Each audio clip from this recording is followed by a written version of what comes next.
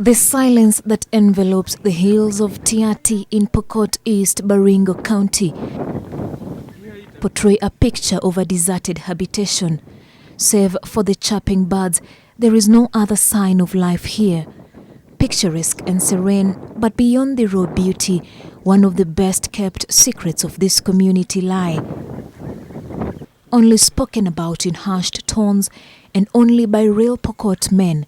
Real here referring to a Pokot man whose strength and loyalty has been tested by the elders through circumcision. In the bushes behind the hills, thousands of Pokot boys, some as young as 5 years and men as old as 30, have been put into seclusion. For 3 months, they will be learning life lessons the Pokot way.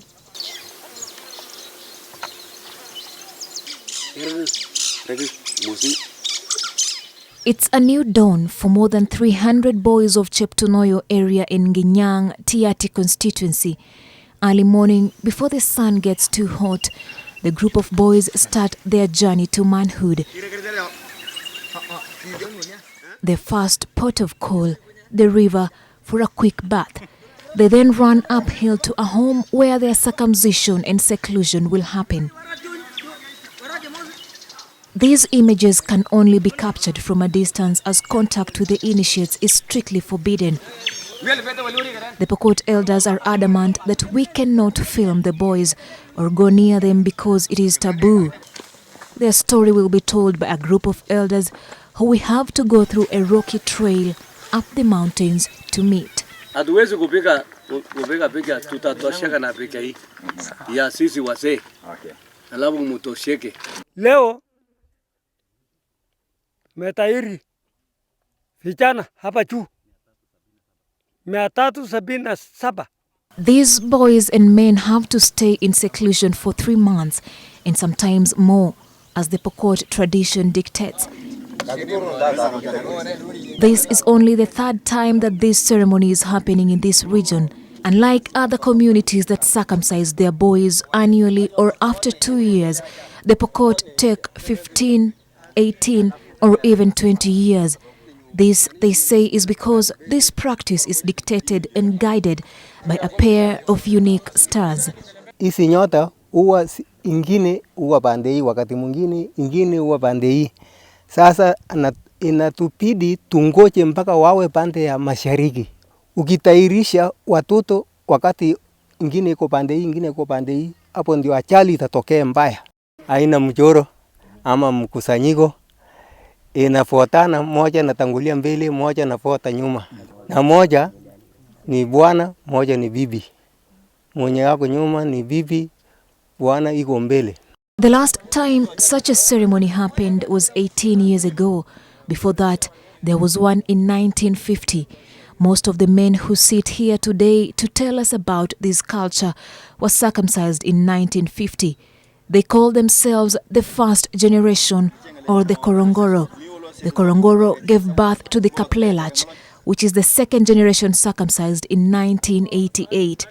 Then this group that is being circumcised now, they have been given the name Murukutua. Sisi tunafunga hii sasa mwaka 15. Alabu tulete ngine.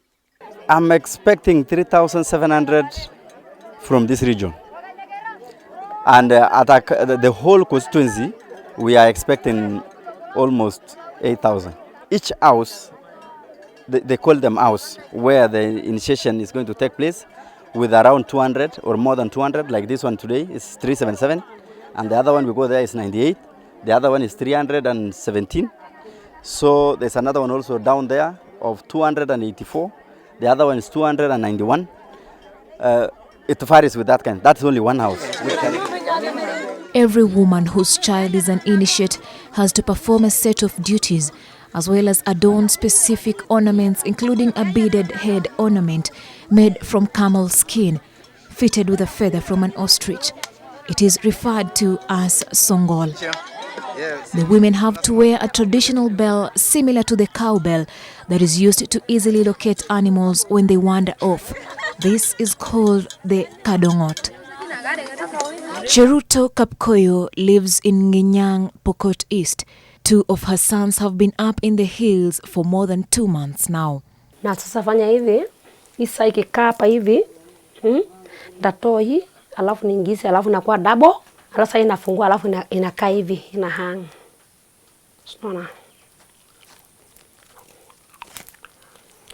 Sasa inakaa hivi, hii itakuja kukaa hapa hivi, alafu sasa inateremka hivi chini. Heshima watu wangapi? Wawili.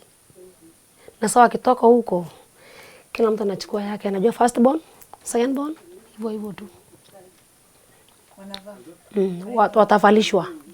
Na hii ni kuna mbili, lakini sasa hii auntie amechukua moja, nikabaki na moja. The women have to prepare a special clothing to be worn by their sons once they graduate. If one has 2 or more sons being circumcised, priority is given to the eldest always. Najua kuna sheria. Mtoto wa kwanza anahudumiwa. Hata asubuhi nikiamka mpaka saa 3 huyo ni first born. Saa 7 mpaka masaa kama hii ndio sasa nitaanza kazi ya huyu kijana. Basi 11 saa 12 hivi, alafu nawekwa nje, nalala hapo nje, lakini utalala unachunga umbwa isibebe. Umbwa ikibeba unatoa ng'ombe moja, wazee wanachukua. Unajua vile watafanya. Na huruma na hii mafuta hii. This cloak is made from goat skin, and to give it luster, tin after tin of cooking fat is applied by the mothers on the skin. Then finally, a red dye completes the process before beads are sewn into place. Asa kila siku unapeana mbuzi unapata ngozi. Kama sasa ni mbuzi 5, ni mbuzi 5 imeenda. Each cloak takes approximately 1 month to be completed. Naona inafanana hapa hivi. Bado sifanya kazi sasa hii. Sasa baada hapa ndani ule ndavalia sasa hii. Udongerenyo sasa imebaki sasa hii. Sasa kesho mashanga ndio hii inakuwa smart, hata kesho nitashonea huyu kama hiyo. Sasa hii ni ya kufunga hii. Ya kufunga tumbo yake hii. Kama ako na njaa anafunga tu ana cross kila kitu yote hii. Hii ni belt yake hii. Hatuna belt nyingine ni hii tu. Akishaingiza hivi tu, hii inaenda huku. Ya sisi akishahivi tu akifanya hivi tu, mama mimi nakata shortcut, napata barabara nyingine yeye anakuja. Hawezi karibia mahali mimi niko. Ama sasa tumesikia ndio wale watoto tunakata njia nyingine. Tunaingia msituni. Kwa sababu hakuna kuonana mpaka siku ile atatoka. Every morning and evening, Chepkoyo and other women stream up the hills carrying with them bags of food and water for their children and traditional brew for their husbands. The women have a waiting ground and cannot be allowed to go beyond a certain point. Uncircumcised men and men who have undergone the cut but not the Pokot way remain here too and cannot interact with the initiates until they graduate. All the foodstuff is then transported up the hill by Morans. Mostly, this is goat meat which can only be cooked by men circumcised the Pokot way. These women's husbands will not come home until the initiates graduate. Baba yote iko hapa. Nafuata watoto yake. Vijana yake sababu mama akuje hapa. Kama mimi iko na wanawake 2. Ngine naenda leo kazi kuchunga mbuzi. Kesho kutwa ngine naenda, ile ngine naenda, nakuja hapa naleta maziwa. Here, the women bear the sweltering heat and weave away, making traditional headgears for their sons as they wait for the empty baskets and jerrycans to be brought down the hill. Occasionally, they burst into singing and ululations, and their sons up the hill will respond. While male circumcision is a practice accepted in many African countries and considered very important, this one in Pokot East has brought major crisis that is threatening to throw the already struggling economy into disarray.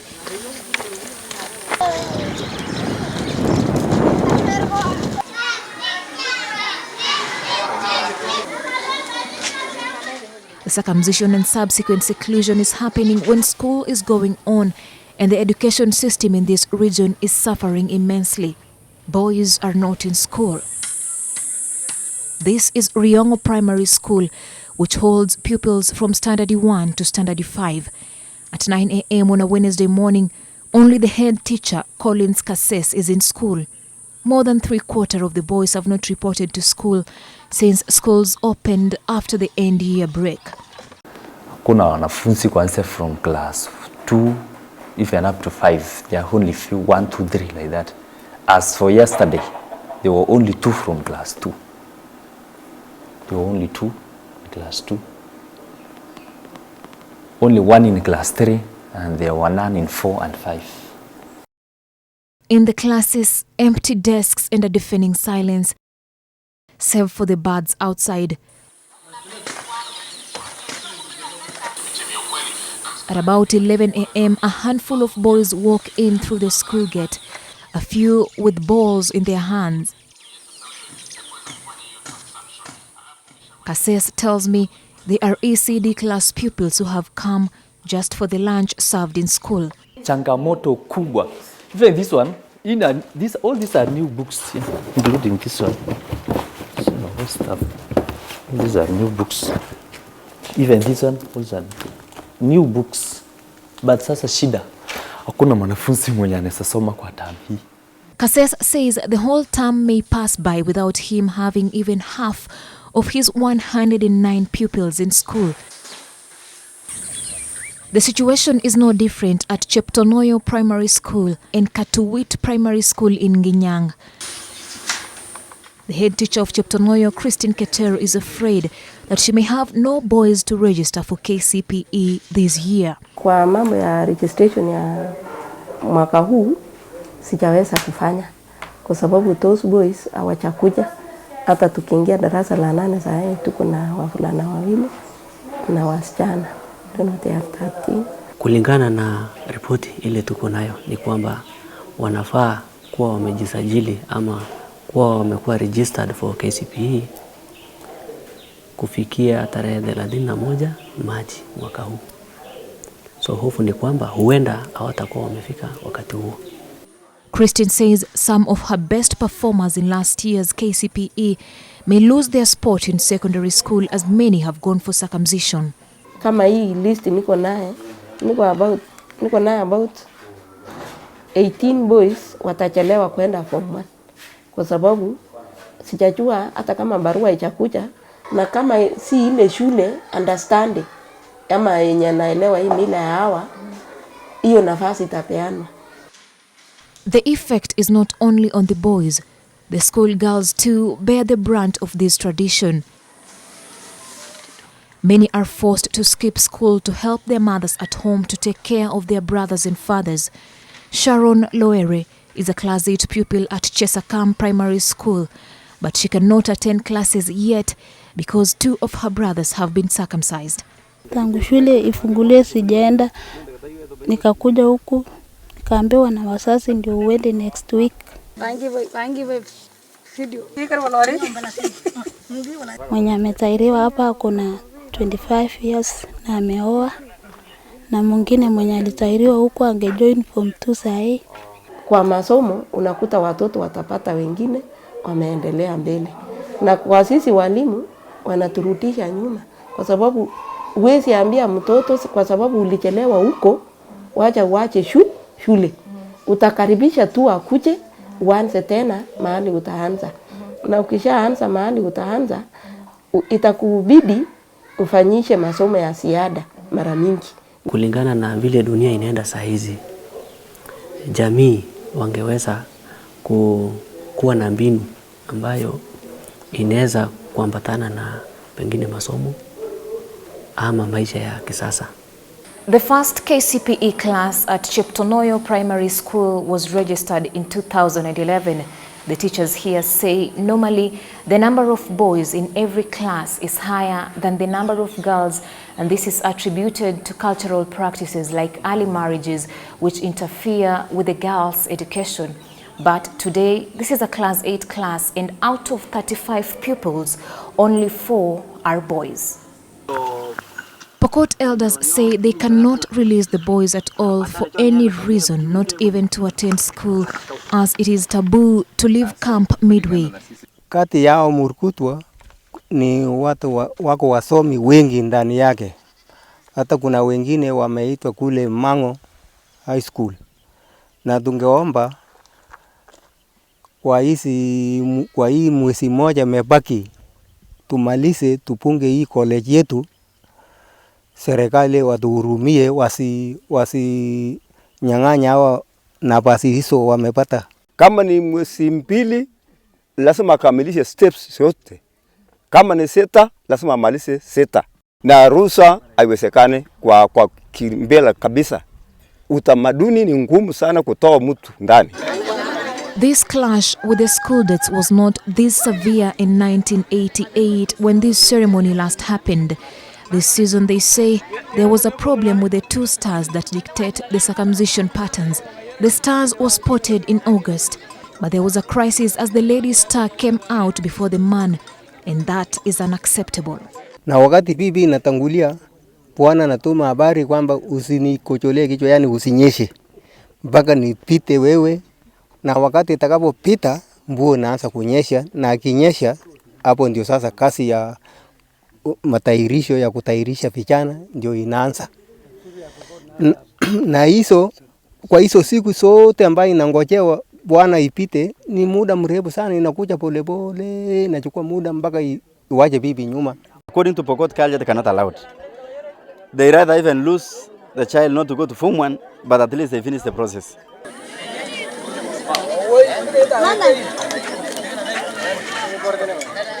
At the end of the 3 or more months, there will be a clear break between a childlike status, elevation to warrior status, and generally a hardened crop of boys turned men.